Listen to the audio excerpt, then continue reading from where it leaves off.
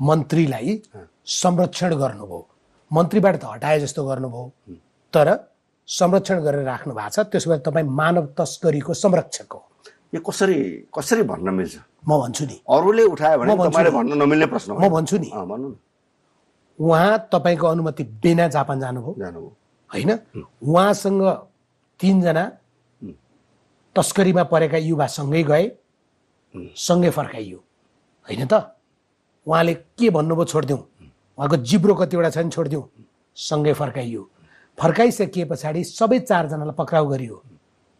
पैसा तिर्नेलाई चाहिँ आज पनि जेल, पैसा लिने र लेटर प्याडमा लेखिदिने र लिएर जानेलाई चाहिँ फुलको माला। अब एउटा कुरा के छ भने उहाँले गरेको मिस्टेक 2टा छ मैले देख्दाखेरि, प्रक्रियागत त्रुटि। एउटा, हामीसित औपचारिक अनुमति लिनु भएन, जाने दिन म आज जापान जाँदैछु भन्ने यस्ता कुरा गर्नु। झापा कि जापान भनेको छु मैले होइन, काठमाडौँ गए जस्तो होइन पनि भनेको छु। अनुमति लिनु भएन। अनुमति चाहिँ के हुन्छ भने उहाँलाई कतैबाट पत्र आयो भने उहाँले क्याबिनेट ल्याउनुपर्छ प्रस्ताव, क्याबिनेटले एप्रुभ गरेपछि अनि हामी परराष्ट्र पठाउँछौँ।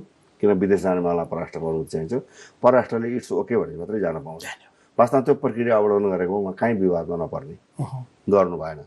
किन छली गर्नुभयो आई डोन्ट नो। पैसा पच हुने रहेछ। त्यसपछि दोस्रो के रहेछ भने उहाँ चाहिँ अगाडि जानुभयो, गएपछि उहाँको यात्रा ठिक होइन भन्ने कुरा हामी निष्कर्ष निकाल्यौँ। फर्केर आएर मलाई भेट्नुभयो, राजीनामा दिनुहोस् भने राजीनामा दिनुभयो, मैले स्वीकृत गरेँ। अनि कसरी नायिका र तस्करको संरक्षण हुनुभयो नि? उहाँ अहिले तपाईँको सांसद हो। अब मेरो प्रश्न छ भने तपाईँलाई, नेपालको संवैधानिक कानुनी विधि प्रक्रियाबाट जाने हो नि त।